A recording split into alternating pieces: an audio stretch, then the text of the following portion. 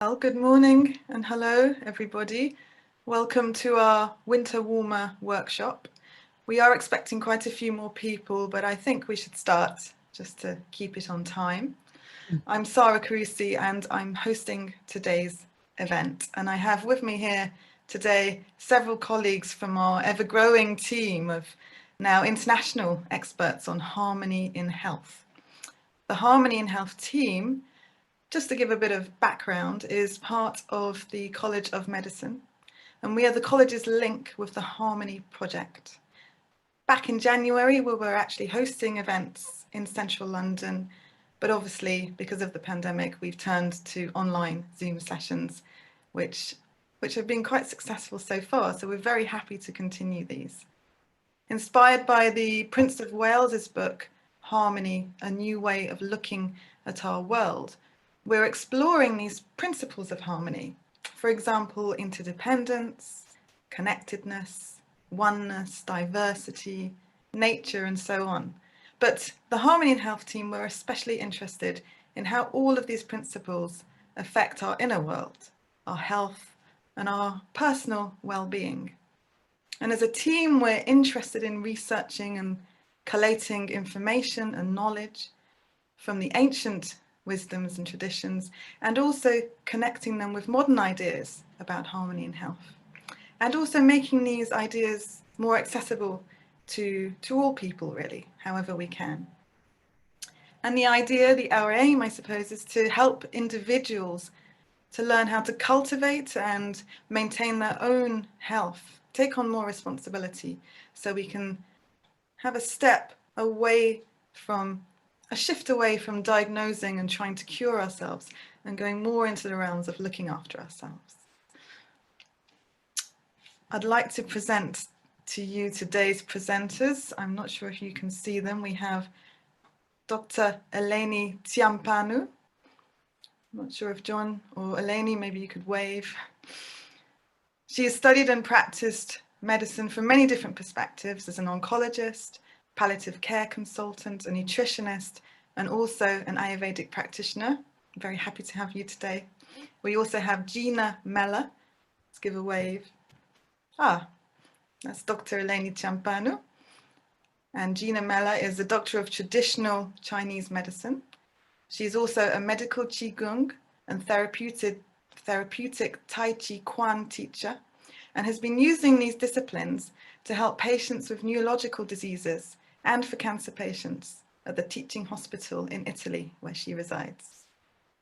Myself, John Hunter, Julia Outlaw, we will be assisting with the breakout rooms. So we thought we'd invite you to perhaps experience a little bit of what harmony actually means to you today, here in this moment, in this workshop. And we thought we'd do that through a song. The word harmony does actually encompass so many things. As a team, we're actually exploring what does harmony mean at the moment. And the first thing that springs to my mind, which gives the game away, is music and the multi-layers you can find in music. So we're going to share with you a song. I'm going to teach it to you. I'm going to put the lyrics in the chat. So hopefully you've got the lyrics now. Are the lyrics there? Yeah, good. So the lyrics, little bird, take thy flight, far above the glitterings of this dark night. And I'm going to teach you it, and then I'm going to actually just play a backing track and mute myself so that we can all have the experience of singing along to this beautiful song that's actually an old English Tudor song. And its lyrics are changeable, so I've changed it very slightly to suit this mood and this time, this season really, which is partly why we're having this event, to be able to encompass our environment that we're in. So the tune goes, I'm going to sing it line by line, and then I'll pause and you can sing. You're all on mute, so we won't get any feedback. So the first bit goes, little bird, you'll go, little bird.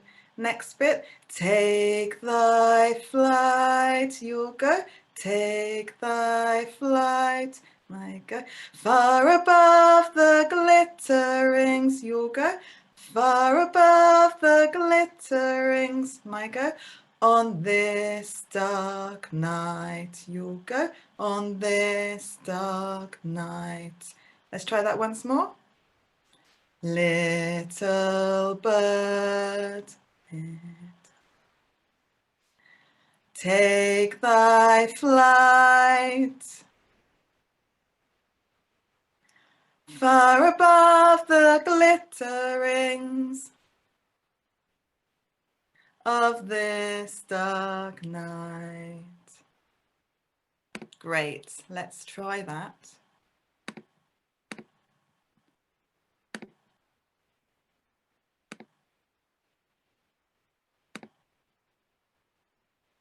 So you'll hear 4 clicks. It'll go click, click, click, click, and then we all come straight in. Let's give it a go.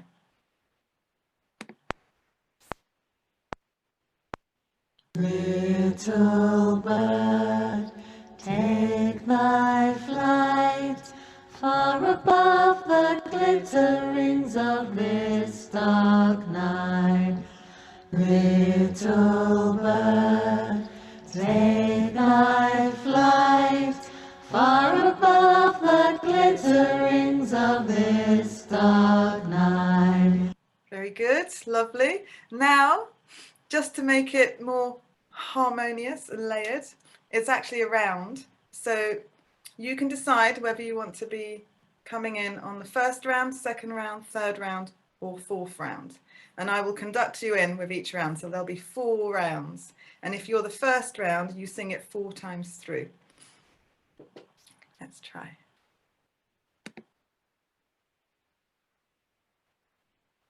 So again, we'll hear the click 4 times. And if you're the first round, you sing it. It will make sense. So enjoy. Try to feel the layers of harmony within and around you. And if you like, you can stand, you can even move your arms, you can close your eyes, however you want to have this treat.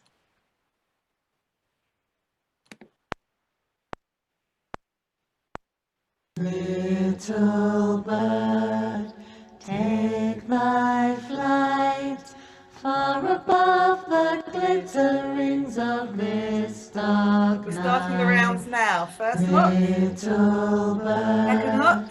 take thy flight, Third lot. far above the glitterings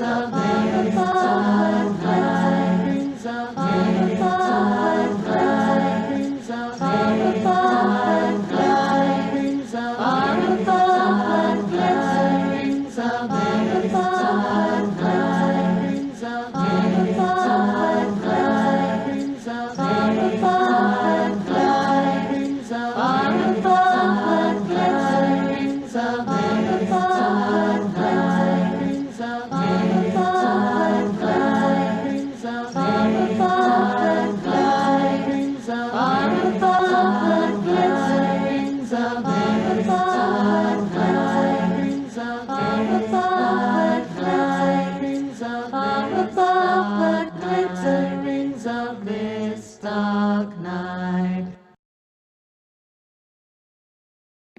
And I would just say, allow that resonance to just be within yourselves and open that resonance up to this presentation that we have now. I will pass over to Dr. Tiampanu. Thank you. Hello everyone and welcome to our workshop, Winter Warmer Workshop. Just as the seasons change, we want to talk about how we human beings, being part of nature, feel the need in order to be in harmony with the inner and outer environment to change our daily habits so that we are balanced and harmonious. So John, if you could put the PowerPoint presentation, please. So in this presentation, I am inspired, first of all, by Hippocrates, who is considered the father of medicine, who talks about the need for us to be in harmony with nature, and talks about the doctor being the one who helps nature. In one of the Hippocratic books, From Airs, Waters and Places, where he describes how the place where we live, the air, the water and the earth influences how we are, and we need to adapt to each region where we are. And he says that whoever wants to pursue properly the science of medicine must proceed thus. First, he ought to consider what effects each season of the year can produce. For the seasons are not alike, but differ widely both in themselves and at their changes. And the most important thing he says, which is the key to what I want to say today, is that for with the seasons, men's diseases, like their digestive organs, suffer change. So next one, John. So before I start my presentation, I would like to pay tribute to my teachers. And first of all, my father, who introduced to me this sense of query and investigation. When he was 40 years old, he became quite unwell with an autoimmune disease that affected his lungs and his breathing. And when I was in the third year of medical school, he was admitted to hospital, and he had to have blood taken out of him because his blood was very thick, and was told that he had 2 to 5 years to live.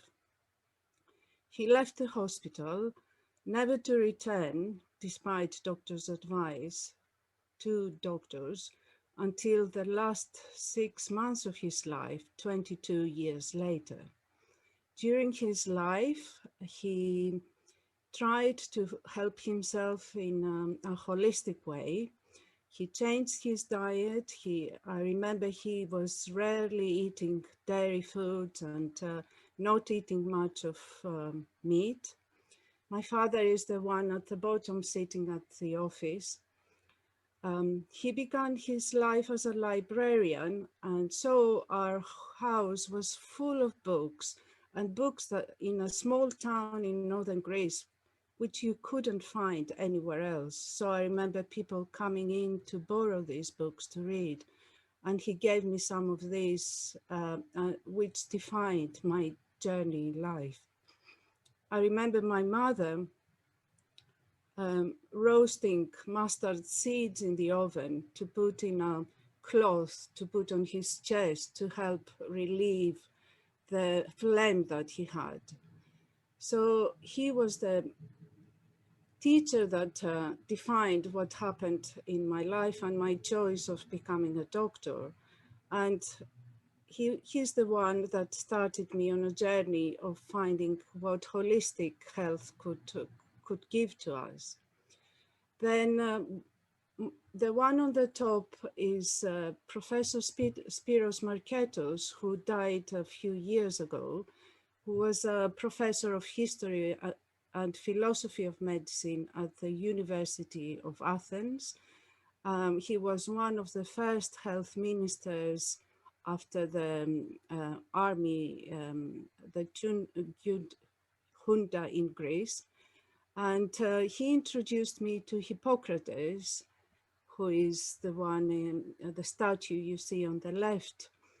And he traveled all around the world talking about Hippocrates. And when I was to study nutritional medicine, he said to me, you have to look at what Hippocrates writes about nutrition. No one else in the world has looked at that. And he knew what he was talking about. He died in his early 80s, refusing to go to hospital or to see any doctors. He died in his bed in his home in Athens. The one on the left bottom is Professor Joe Millward, who is the professor of nutritional medicine at the University of Surrey, who agreed to me looking for my thesis at what is written in the Hippocratic Corpus about nutritional medicine and compare it to modern science, which I did, and I couldn't understand really what Hippocrates was talking when he was talking about man's health being the harmony of the components, fire and water. I couldn't understand it until I found Ayurveda, the science of Indian science of life. And my first teacher is the one on the top right, Dr. Deepika Rodrigo from Ayurveda Institute UK, who introduced me to the principles of Ayurveda. And my current teacher in India, who is also a medical doctor like me from New York, Dr. Baswati Bhattacharya. I'm talking about my teachers because, and there are many who are not in this slide, who are the ones that define actually what we find in life. And if I had this education earlier in my life, things could have been different. Of course, I was a young medical doctor, very ambitious, and was lured by science. And at the time when I was in Athens training, there was a school of homeopathy 2 minutes from my home in Athens. And they had a training course on Tuesday evening. But at the same time, there was a group of oncologists meeting. So at the time, I chose to go with the oncology group, which I think may have delayed me a bit. But eventually I found my way in England, which opened loads of roads. And I also want to pay tribute to Dr. Michael Dixon in the center of this slide, who is the chairman of the College of Medicine, and who asked me and my colleagues to look at how harmony can be investigated in terms of health, and hence this whole project. Next slide. So we're talking about nature's principles of harmony, some of whom were defined by Richard Dunn, who is with us today, and he was a head teacher and now is heading the Harmony in Education project. And in relation to seasons and the winter coming, there's 3 key principles that are related, 4 actually. One is the interconnectedness. So how can we understand that we are part of nature? So when nature changes and we go into a different season, we also have to change our habits. The principle of cycles, that everything comes in cycles. The 4 seasons, our lives, everything. So we need to adapt, hence the other principle of adaptation. And the fact that we are all one, as human beings, we are connected, and we are connected with nature and with something bigger than us. And perennial philosophies and ancient traditions understood that, and they incorporated certain habits into their practices. For example, Christian Orthodox tradition introduces fasting 40 days before Christmas, the time when the seasons change, where Christians were asked to stop eating any animal products for 40 days, and on certain days, Wednesday and Friday, not to have any fat as well, so not to have oil, to have very simple food. The same happens to the next change of seasons, 50 days before Easter, where we again follow the same fasting rules.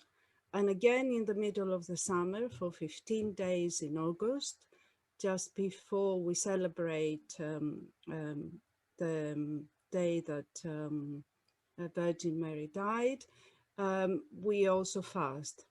So there were ways that the ancient wise people introduced changes to how we lived. And these principles are in everyday culture, in old traditions, and they are in a way common sense. I'm not going to say anything very scientific and unusual today. If we listen to our mothers and our grandmothers, that's what they did. Next slide. So if we had a sense how everything is connected, we would live in a more normal way. Um, the first thing to explore is our types, and that we are, each one of us is an individual at a certain stage in our life. We are of a specific age, we are of a specific sex, and we are of a specific personality. And we're born with a certain phenotype, which is influenced, genotype, which is influenced by our environment. The external environment then affecting our internal environment. Hence, our preference to certain tastes. And we recognize there are 6 main tastes: sweet, sour, and salty, astringent, pungent, and bitter. And each one of us, according to our type, have a preference for these tastes. And when we observe and learn about our preferences, we are helped to recognize our type, but at the same time, in order to be in harmony, to be balanced, we need then to see how not to overdo it and choose those tastes to which we are drawn, but to bring some balance. Some people want to eat bitter, then they need to eat more sweet to balance that. The foods that we grow, how we grow them, where we grow them, and we eat them are very important. And the center of all this is how our digestion is. So when the weather changes and you see the leaves falling and you see the wind blowing and you see there's more rain, something similar happens inside us. And there have been scientific studies to show that certain communities, like the Seventh-day Adventists, who mainly live in the States, they follow nature's cycles. So they eat what they grow at the specific time that it grows. And they looked at their internal environment, their gut microbiota, the types of microbes that are in their gut, and they found that these change according to seasons. So they have different bacteria residing in them when they are in winter than when they are in the summer. So that means that they are able to digest different foods. Similar findings have been in the tribe of Hadza in Africa, where they also follow a natural way of living. And I'm sure similar could be found in other communities around the world, especially the ones that are called the blue zones. They are the ones that have the people that live the longest, one of them being in Ikaria, in an island in Greece. So the exercises that we do have to be different, and we shouldn't forget our relationships with the people around us, which are very important and are part of our health and well-being. So when the season changes, our susceptibility to diseases change. And of course, I'm also a palliative care doctor, and I recognize that born and being born and dying is part of nature, is a cycle in itself. Next slide. So some basic rules, and the first I wanted to talk about is about staying warm. When the time changes and we are colder outside, we need to protect ourselves and be warm. There is this trend nowadays, which actually was the one that triggered me wanting to do this teaching, of people going out on the wild, swimming in the cold.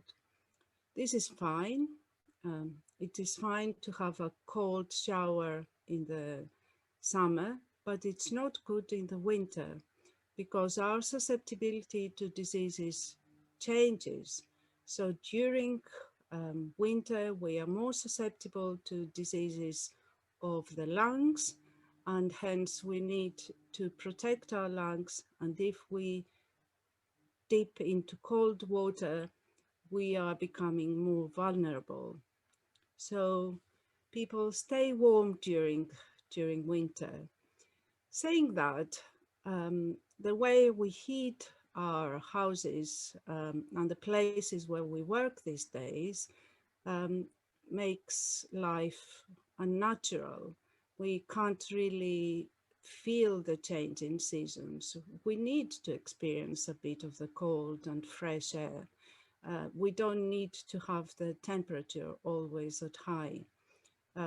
We need to go along with nature in order to be harmonious. However, we open our windows, and especially in these times of the COVID pandemic, we need to let in the fresh, cool air, come into our bedrooms, into our houses, and bring whatever goodness is out there and take away what we don't need, and a bit of sunshine when it is as it is today. So that's the first rule. When you go out, dress warm. When you come into the house, take off your clothes and be a bit cooler. And the other thing is that our body needs to breathe, of course. And in old traditions, they used to have these habits of having every once a week a hot bath, and going to the local hammam, Turkish baths, and perspiring, being in a very high temperature and in a humid environment. And these, because if you think the skin is our biggest organ, and of course there are millions of bacteria on our skin as well, and something clogs them up if we're always dressed up and it's not breathing properly. So these traditions of having a hot spa help a lot to open up the pores, and with perspiration to release some of these things that are gathered and not taken out. Unfortunately, we can't do that now with COVID, so I will be having very hot baths with some salt in them. The second big rule, actually, it is counterintuitively, is to eat less during winter. We really go into hibernation like animals during the winter time, and everything slows down. The cycle of daylight is shorter, and our ability to digest, which actually coincides with when the sun is at its highest in the middle of the day, it also reduces, so we can digest less food, hence the need to eat less, and perhaps the need to eat within a shorter time period of 6 to 8 hours. And as I shared earlier, This was known by religious traditions where they introduced the concept of avoiding certain foods for certain periods of the year. The other thing to remember is that we need to eat more cooked food and to avoid raw foods during winter. And if you think about it in a common sense, what do we have available during winter time?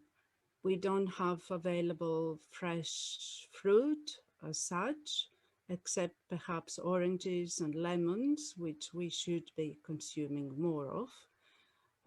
We don't have cucumbers, we don't have lettuce. If you grew your own vegetables, you would know what grows during this time. In the olden times, when people were more in harmony with nature, they would know that they would need to put aside the foods to eat during winter and store their onions, their carrots, their apples in a specific way. So eat more cooked food because your digestion is not so strong and you need to cook your food so that digestion process happens earlier. Um, during during that time, you need to eat less fruit or dried fruit, especially pomegranates, persimmon, quince, oranges, lemons, apples, and pears, and many of them poached. And you need to cook with spices and herbs. Um, Eat foods that are heating and drying. So many cultures eat pickles, kimchi, sauerkraut, olives, capers, and other pickled foods. But when you choose to cook cooling foods, which are mostly those summer vegetables and fruit, or heavy foods such as meat and dairy products, then in order to help your digestion, it's good to use heating spices to balance them. And these heating spices are pepper seeds, mustard seeds, or mustard that we use when we eat our meats these days, coriander seeds, cumin, black cumin is very good, fenugreek seeds, onion seeds. These are all heating seeds.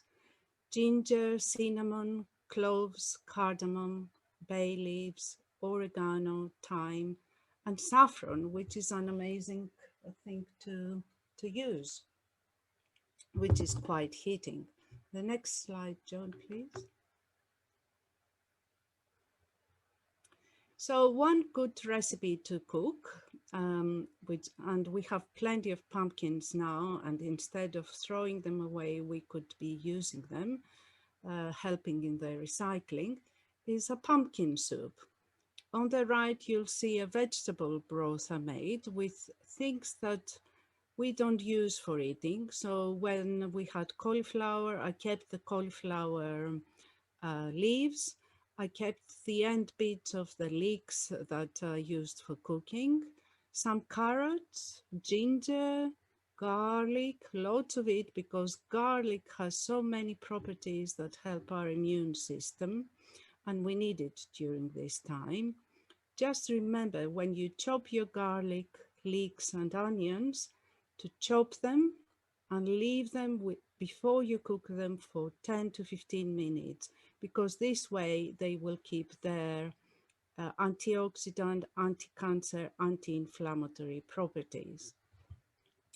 And then you make your broth slowly. The more slowly you cook it, and you put some bay leaves and thyme and whatever you've got, oregano, pepper seeds, allspice seeds, curry leaves, anything you've got in your cupboard. You don't need to go and buy all these things,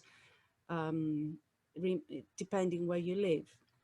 You make your broth, you put in the oven the pumpkin with the peel. You don't need to peel it, with some onions and herbs and garlic, and you roast it.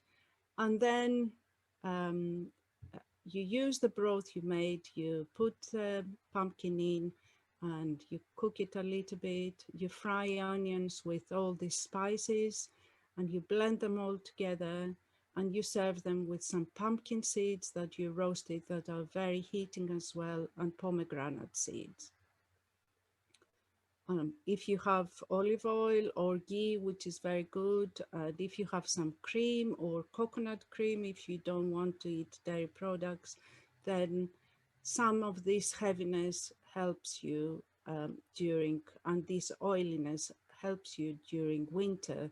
When the wind is blowing, we need something to help us prevent from drying out. So a bit of fat is good. And if you choose to eat meat, to make meat, then use all the spices, which will help you digest the food easier and make the body do less work and reserve the energy of which you haven't got as much during the winter. The next one. Eleni, sorry to interrupt, but you're just a few minutes over, so Sure. this is all sounding and looking lovely and delicious, but perhaps summarize this last slide, please. Okay, so I would recommend buying this book, Spice Health Heroes, which has some good recipes, and one of which is with aubergine, which is very good for people to eat during winter. Next one. And drinks to drink, whether you have chamomile or Greek mountain tea or bay leaves, sage leaves, anything you've got at home. Next one. And even just putting 2 filaments of saffron in some hot water will help you a lot. And the next one,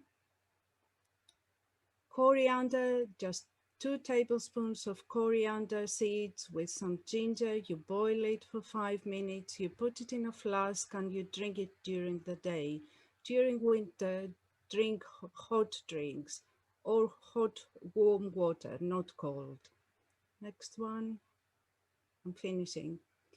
A natural exercise for winter is singing, one of them, and walking in nature, the best one, so that we can breathe some of the fresh air. And last one. So you hear our ideas and our way of exploring this theme of harmony in health. If you're interested and if you think you're on the same wavelength, do join us and email us. Thank you. Thank you so much, Eleni. I already feel my insides warming up just by seeing all those lovely fruits and vegetables and hearing about it all. So we're going to go into some breakout rooms now. If you're not familiar with that, you'll just get a little tab coming up and it says press here to join a breakout room, where we can hopefully have a little conversations between us. There's some stuff that's come up in the chat, so we can talk about it there. Ooh. Sorry if you were ejected out of a breakout room like we were in mid-full flow of a conversation. So hopefully you managed to chat amongst you and discuss a few of those things that Eleni presented. We're going to move on now and look at balancing energies. So I will pass over to you, Gina Meller. Thank you, Sarah. Thank you very much. And okay, hope my connection is good enough. And we will do QiGong exercise. Probably many of you already know what QiGong is, but just to start on the same foot, I want to present very briefly what usually that it belongs to Chinese medicine. Actually, is the other way around. It doesn't. Okay, sorry. It doesn't belong to Chinese medicine, but it is Chinese medicine that is rooted into ancient time, wasn't even called QiGong, but anyway had during the we have archaeological discoveries and anthropological studies that put the QiGong practices, very refined practices, in the Neolithic period, which means 10,000 years ago. And mainly this was practiced by female, by women, because we are talking about matriarchal society where women had an important role. They would keep harmony in the tribe, in the society they were in. And these techniques were, for as far as we know today, they were developed through an empirical approach, observing nature. Observing means to look at what is around us and understand what laws are behind what we see. So the movement and the exchange of the season, the movement of the planets, and the role that the water and trees and rain and the sun had in the everyday life and during the year. These women, which I love to call proto-scientists, they were shaman, they were magician. They could work with energy. They could use it to heal other human beings, to heal animal, but they also could use it to prevent a catastrophe in nature. They could use it to keep the ecological and the environment balance, because they were looking at things in a different way, what we are used to look at today. So they discovered that everything in the universe is energy. They saw how our world is energy, and even if we don't see it, so energy can be in matter, which has a very low vibration of energy, and can be invisible, which has a very high vibration of frequency. But doesn't matter if it's matter or not matter, it's always energy. And they understood and they experienced that the energy flows in our body through certain pathways. So we are actually energy. We are made of energy. Our organs, our tissues and muscle and fascia and blood and lymph and cell are all energy. So when the balance, the harmony amongst all the atoms that our body is made of is balanced, the energy is flowing freely, we are healthy. When the energy gets stuck somewhere in our body, we start developing the condition for the illnesses, what we call in Chinese medicine disharmony or imbalance. There are a lot of signs that a Chinese practitioner, a QiGong practitioner, can pick up before the illness is manifested in the matter, in the body. And we have in this way a very precious tool that works very, very well in preventive medicine. Sorry, sometimes my Italian kicks in.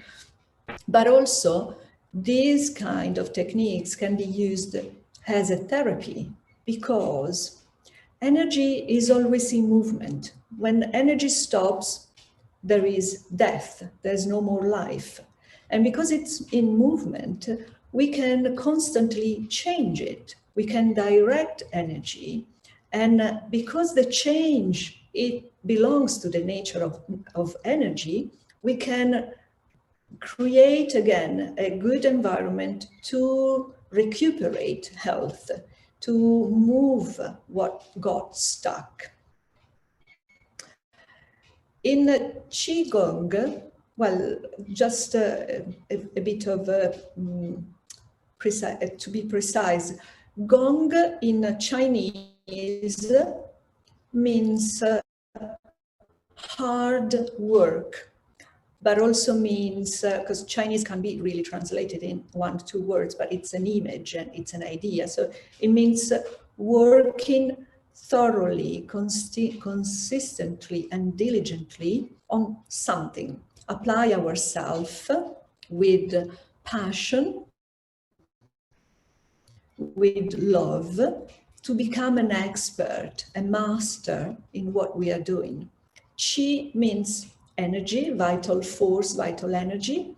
So QiGong is to become master, to become an expert in the energy work. Qi has also the concept of yin yang. Yin yang is a couple. It's like a magnet. When you cut a magnet, you will always have north and south pole in the magnet. So Qi is always yin and yang together. Yin and yang, I believe all of you know what, at least roughly, is yin and yang. In our body, for instance, the back of our body is yang because it's the stronger part of our body, because it gets more sun. If we go on 4, if we put ourselves in the prone position, our inner part, the inside of our body that looks at the earth, will be in the shadow, and the back will be in the sun. So yang is the back, is the sunny side of a hill, and the front part will be the yin part. It's the shadow sun of a hill. So the yin is soft and the yang is hard, is stronger. But the external area of our body is yang compared to the inside of our body, which is yin. The upper body becomes, yang, if we compare it to the lower body, which is yin. It's closer to the earth, while the upper body is closer to the sky, to heaven.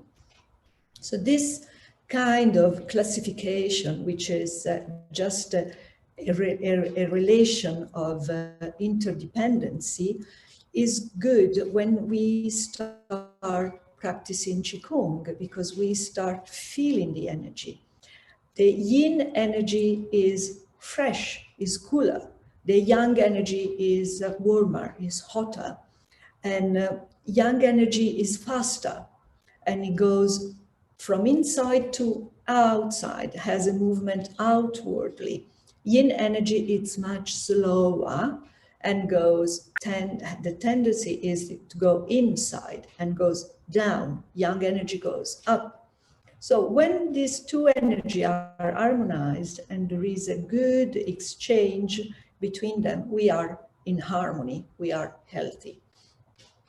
In winter, it's easy to get to absorb chilly, cold from that environment into our body.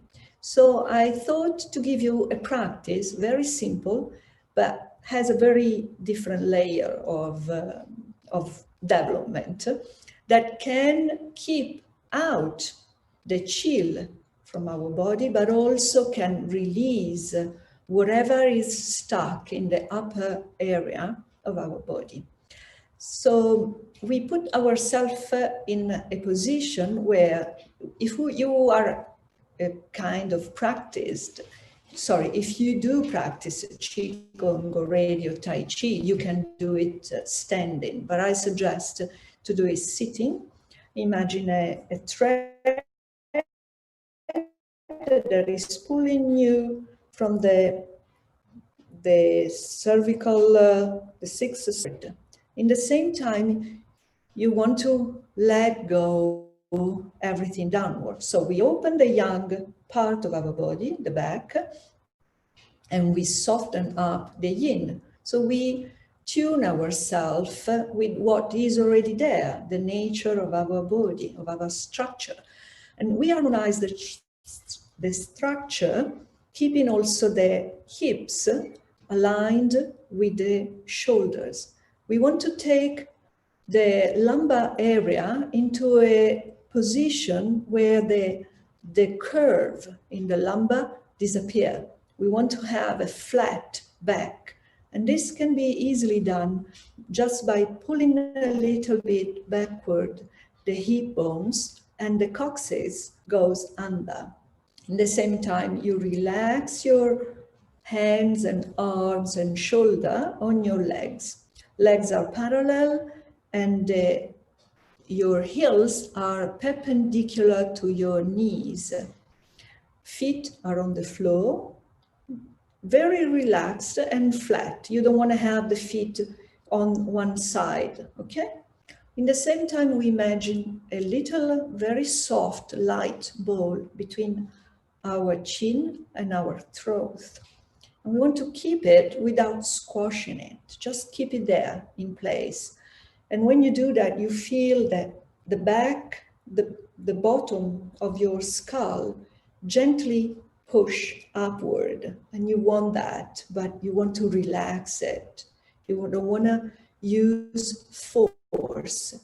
We are doing everything in a very natural way. At the same time, you let drop the shoulder and the chest.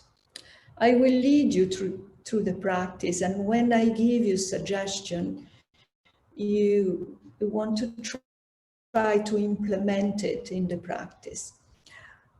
One other thing to be aware of before we start is the chest.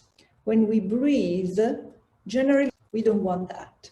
We want to leave the chest soft. The yin part has to go down, to collapse, to sink down towards the earth, and the yang part still open towards heaven, pulled up. So you become just aware. You feel yourself, you use your awareness to correct, to harmonize what is changing in your body.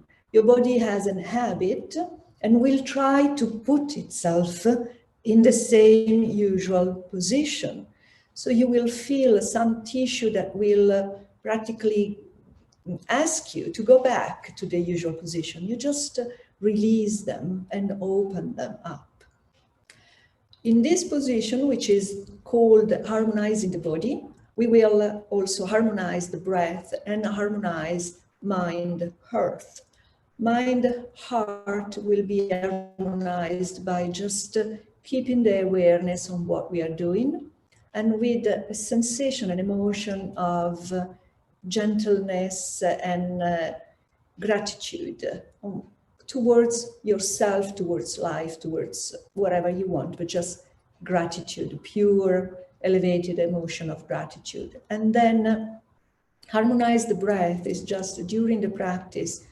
You want to breathe 80% of your possibility. So you don't want to fill your lungs completely, and you don't want to empty them completely. When you breathe in, you let the breath, the air, come in, and then you breathe out, and you don't empty completely yourself.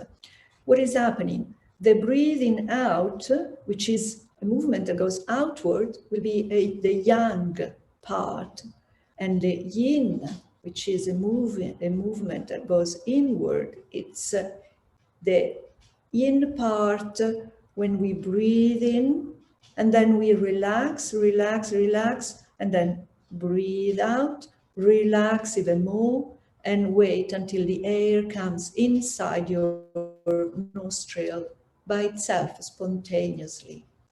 We do all this with this very gentle movement of our head. Want to imagine your head like a jade sphere,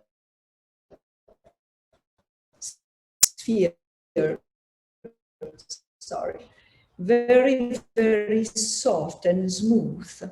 It will, while you breathe out, and going to the right while you breathe in, or better say, while you breathe out, you go to the left. Then you relax everything and you start going to the right while the air comes inside by itself. You don't want to push, okay? In the same time, we keep working on the three harmonization: body, mind, heart, and the breathing. If you have a shorter breath, your movement will be shorter. If you have a longer breath, it will be longer. But the movement is what is the consequence of your breath, of your breathing rhythm. It's not that you want to move and put the breathing in the movement. Does it make sense? So it's really natural. In the same time, you keep your chin towards your throat and you keep relaxing. Every breath, you relax your shoulders. Every breath, you relax your chest and you relax your eyes. You let go and relax your jaws. And you are aware if your lumbar area is still open and flat. And if it's not, you just correct it with a very little tilt of your tailbone and your hip bones. Very gentle. You can smile inwardly. You smile to yourself and you keep this sensation of emotion of gratitude that spread all inside you and all around you. And you keep releasing your shoulders. You still have a thread pulling you up from the cervical spine. And you abandon yourself to this thread and listen what is happening in your body. And if you breathe and your chest wants to go up, you just relax more the chest and let it sink. Keep the elbows towards your throat. And the back of your skull, the base of your skull, the occipital area is pulled gently up. But don't let the hips follow it. Just relax everything and you keep feeling your breathing, the movement. Remember, you are doing everything 80% of your maximum possibility. And you want to relax all your back. You want to relax the thoracic area and the abdomen and let go everything. Let go more and more. And keep your mind on your breathing. Keep your mind focused on your body, on the thread pulling you up. Release the shoulders, release the chest. Abandon the arms completely, heavy on your legs. Keep the hips aligned. And when a thought comes up, bring back your mind to your breath.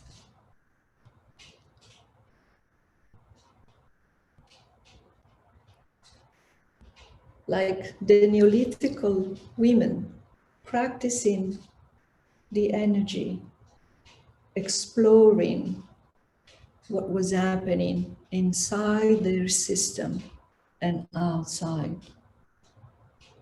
No thought, in an empty space where everything can happen, we just keep releasing the energies that are stuck in our body. harmoniously and spontaneously, naturally. Everything flow freely, very gentle with your breath, your mind, your heart, and your body connected. Smile to yourself and feel an elevated emotion of gratitude. Let go.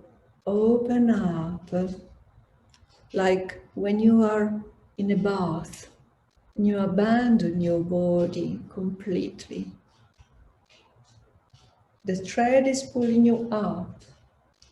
The yang side of your body is opening, and the yin side is just relaxing freely, softly.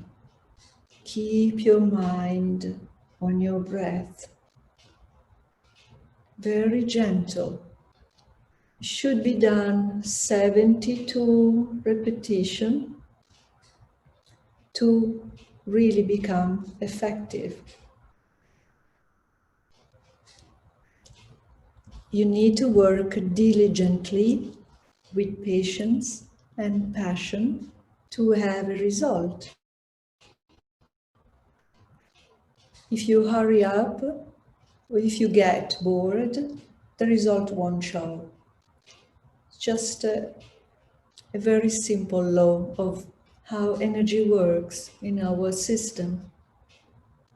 To release something that is stuck there since long time, you need to give a little bit, to be generous and give a bit of your time and your attention.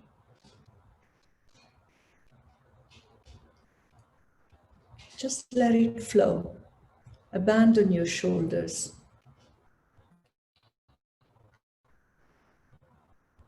Relax your chest. Abandon your arms. Gently and softly, let it go. Keep the little ball between your chin and your throat.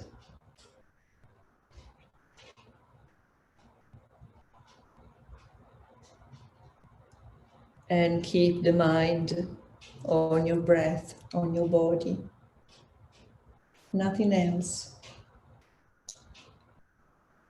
Let the shoulders soften up more and more. Relax the elbows, the wrist, the hands, and your fingers.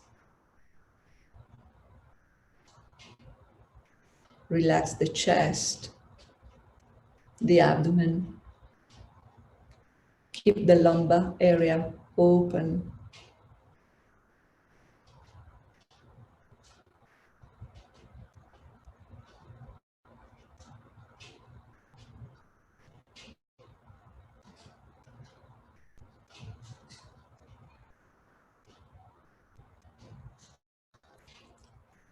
Be patient. Explore your body, your breath. And if you have tension, pain, you just bring the attention there and release, opening. Use the thread that is pulling you up to release the back. Use the hips to open the lumbar area.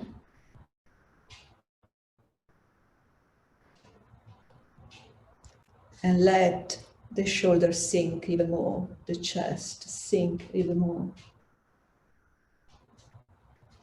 Your breath is generating the movement.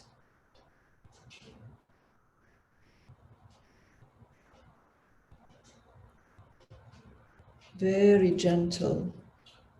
When you breathe out, you relax, relax, relax even more. And then the air will come in spontaneously by itself. very soft.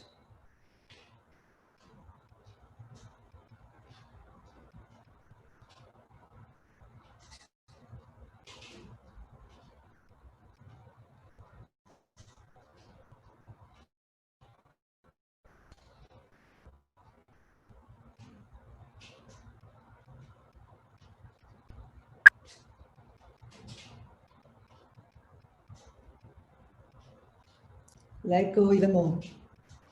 Just a couple of minutes of patience more, and you'll feel that from your upper body, all your body releases all the tension. Let go, let go. Very gentle.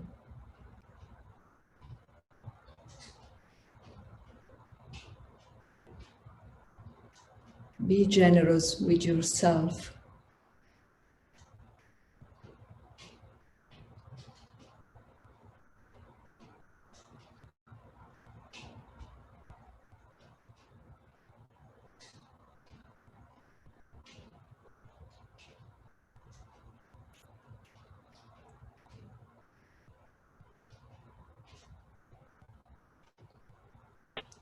Very good, very good.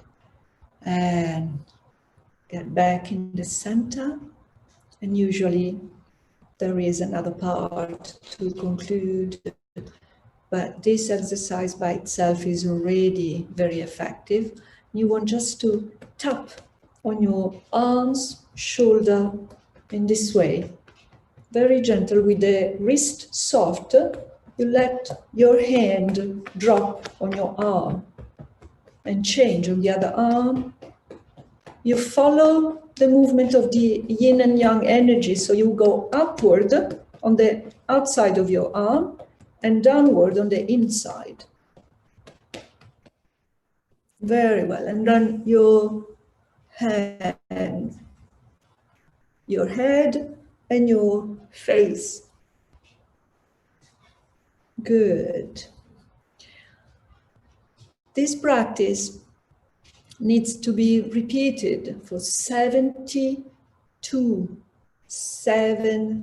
repetition, very gently, reminding constantly to yourself all the characteristics I've repeated to you, and it should be done every day for 100 days to really free up all the upper part of your body from stuck energy, but also it activates all the meridians. So you work on one side, but you have a result on the rest of your body. It's better to do it in the evening when there's more yin energy, but also if you don't have time, it's better do it than avoid it, because it's not the right movement. So you'll be surprised if you give yourself a chance to practice of the results you will get out of it. Thank you. Thank you so much, Gina. I'm so sorry to cut you short there. It's lovely to have this experience. We have got a few minutes, and I'd like us to be able to go into breakout rooms, because I'm sure we've got plenty to share after that. So let's follow the links to the breakout rooms, and we've got probably 5 minutes. Well, welcome back. Again, sorry if your conversations were interrupted by coming back to the main room. What a lovely morning. I really would like to thank Dr. Ciampanu and Gina Mella a lot for your contributions this morning, and it certainly sparked off some lovely, lovely conversations. There are questions that people do have, but mainly in my group. Perhaps we could have, let me see, what's the time? Perhaps 1 minute feedback from each group. The main things that we were discussing were that how wonderful to be able to have a new experience like the one Gina showed us, and to realize how similar it is to our own practices of breathing or meditation or things that we're already teaching to our students, the similarities and the resonance that we feel, and that actually it's like a coming home because we're trying to become more harmonized and return to something more natural in ourselves, and how lovely that we still have that.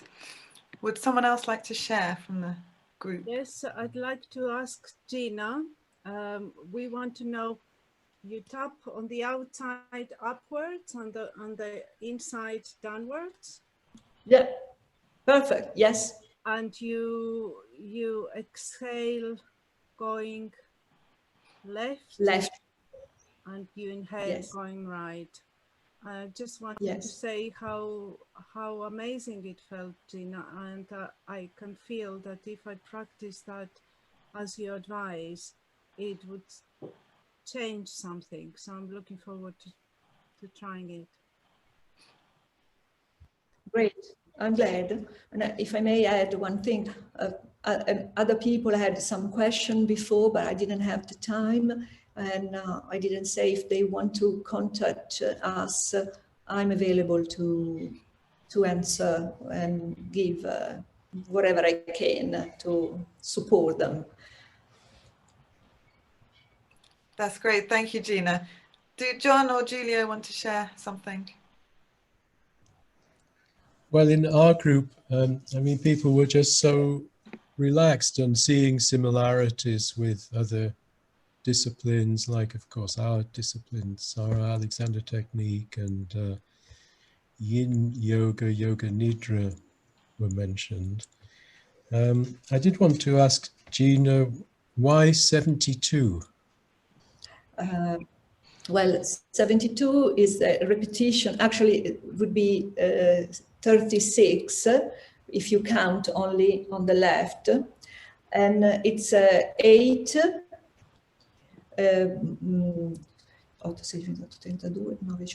9, sorry, because it's an energy that brings yin in the body, but has to be activated by yang. And the yang number is 9.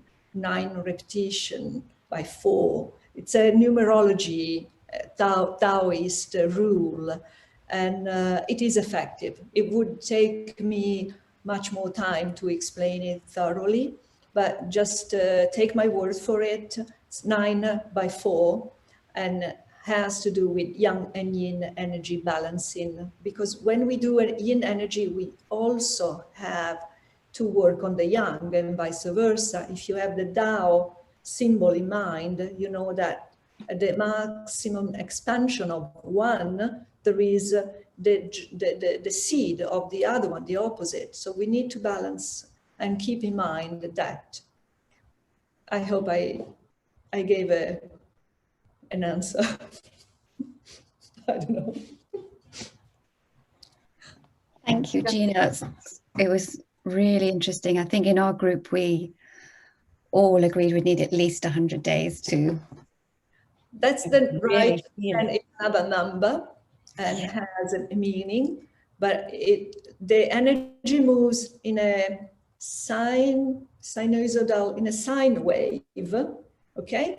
And every day we change the maximum of the movement of energy. And if we add every day a little bit of practice, we gather energy, so the maximum of the wave goes up, but also the minimum of the energy that is stuck goes down. So it means the energy has more movement all along the body.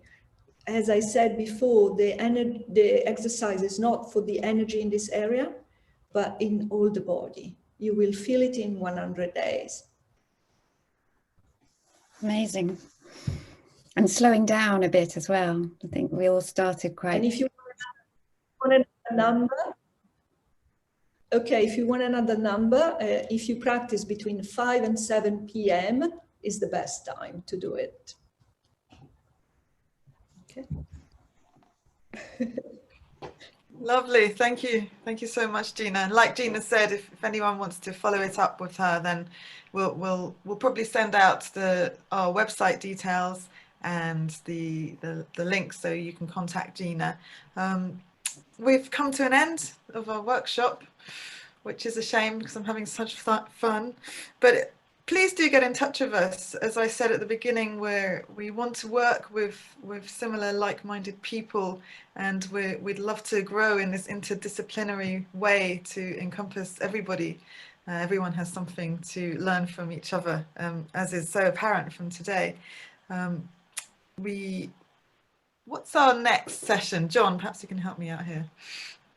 Yes, we don't have another Zoom workshop planned yet, but we are working on one again to do with winter, and we're also planning a series of podcasts on the idea of harmony. So if I can just remind the Harmony in Health team to stay online, please, and Richard. And we hope to see you all at our future events.